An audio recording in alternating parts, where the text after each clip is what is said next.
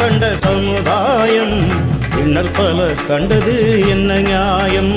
தந்திரத்தினால் இது வந்த காயம், துணிவு ஒன்றே இதன் மருந்தாகும்.